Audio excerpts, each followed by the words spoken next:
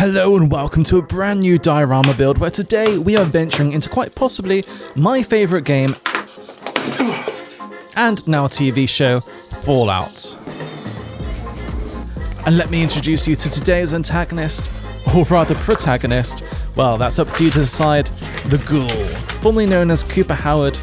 Now if you haven't seen the TV show yet, first of all why, but don't worry, there won't be any major spoilers in this miniature build. Now this miniature is made out of resin, not the 3D printing kind, the pouring kind. So the thing this really means is that we're going to have to clean up some of the excess resin and give him a quick bath later on, as well as using some super glue instead of plastic glue. And now that the Ghoul is built, let's quickly move back to the diorama and start building our Fallout scene. To start, I found these lovely castle ruins I printed a year ago, and what better place than to mount an orc machine gun from Warhammer 40k.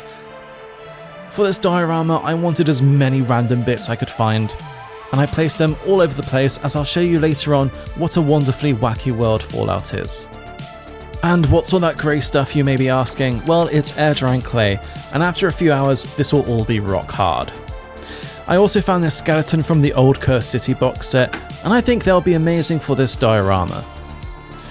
Now this is one of my favourite parts of the diorama, where I get to scavenge through all of my random bits I found over the years, ranging from orc machinery, these little tank wheels, and some skulls for the Skull Throne. Also using some foam and corkboard, I chopped up little rectangles to turn into some bricks to add to the post-apocalyptic feel. So with some super glue, I stuck them all down on the diorama, which must also be the case in the game.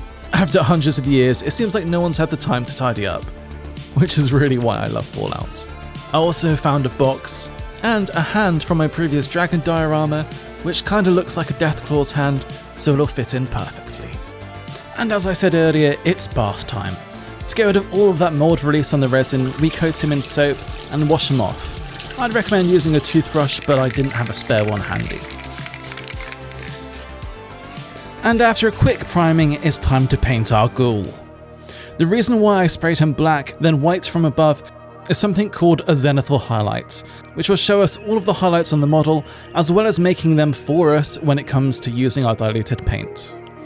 And as for this whole outfit is virtually brown, I added some black ink into the mix for some colour variation for his trousers, or you may call them pants. Now painting one of the only colours, I painted his shirt in a nice light blue, and then started the painstaking task of painting his pinstripes on his trousers, with all the might I could muster to keep that paint in a straight line.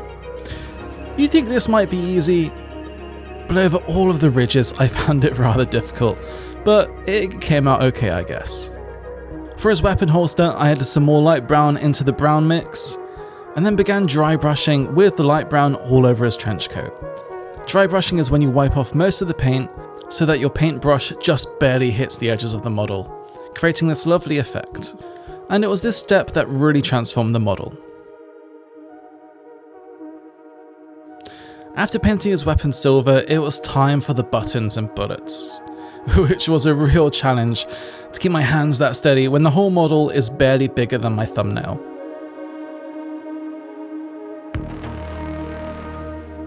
And when it came to the Ghoul's face, I base coated it in red to give that reddish undertone under the skin, and I used a rose colour for his skin.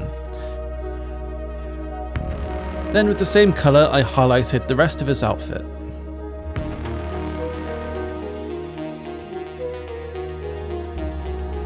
With the first model out of the way, it's time to look for some inspiration, so join me in Fallout 4 where we are playing as the Ghoul. But something doesn't look quite right, so let's switch out of these clothes. Much better. So let's head over to the Nuka World Transit Center and clean it up.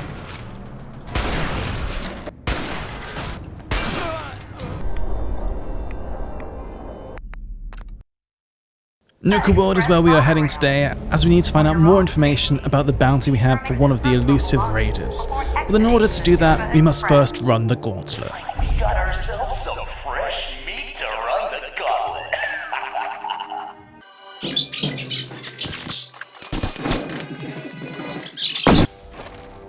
I think that monkey is playing your dad. And we also meet this nasty fella called the Overboss, so let's deal with him with our trusty water pistol. Perfect.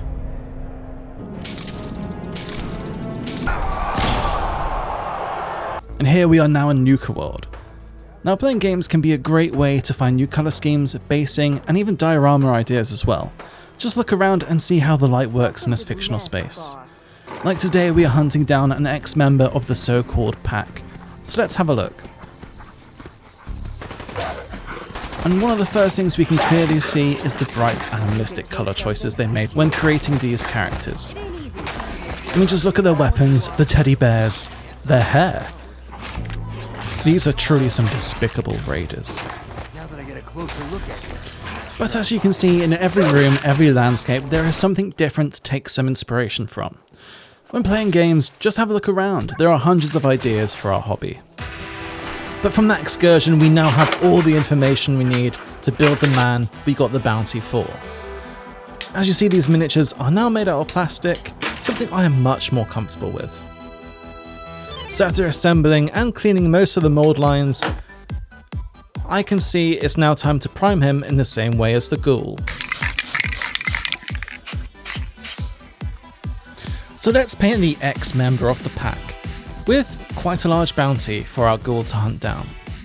And to start, we are going to paint him in bright colours, starting with pink, then moving on to a nice blue for his undershirt, and of course brown for his legs. I then gave him a normal Caucasian skin colour and slowly highlighted the skin lighter. For his under armour, I chose a nice vibrant green, making sure not to spill over onto any of the other painted surfaces, and then painted any straps in a light brown. For his samurai helmet, I painted the top black and the sides red, as well as any bandages on his arms. Next, I painted his antlers and bones in, of course, a bone and antler colour, and then gave him a nice dark brown wash all over him.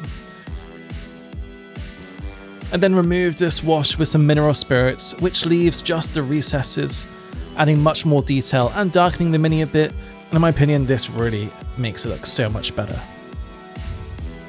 Okay, let's get back to the diorama, and before we start painting we need to add some sand.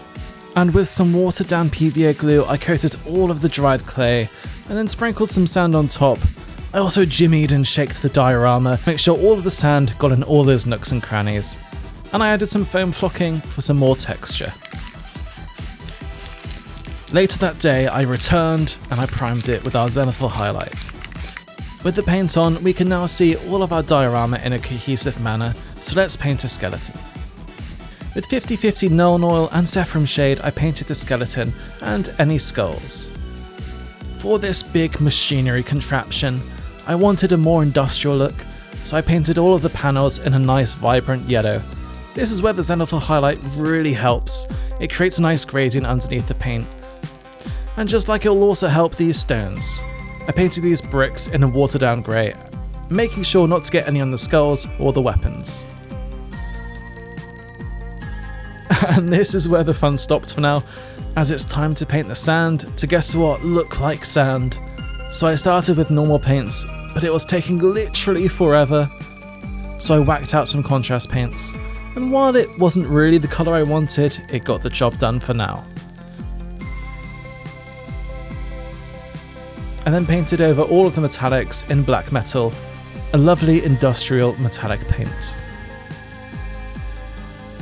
Alrighty, let's fix that sand. I grabbed all of my sandy paints and started dry brushing all of the sand lighter and lighter and lighter, making sure not to get any on the greebles I placed down earlier, as that would be a disaster. For all of the computer panels, I painted them in a scorpion's green with some blue buttons to contrast it. With all this machinery, it needed some wiring, so of course I painted a few red wires down the mech's arm. For this wooden box, I painted it in the same dark brown we've been using this whole time. My main focus at this point was not to get any on the sand, the walls, and basically anything I'm not supposed to be painting. Sounds easy, eh?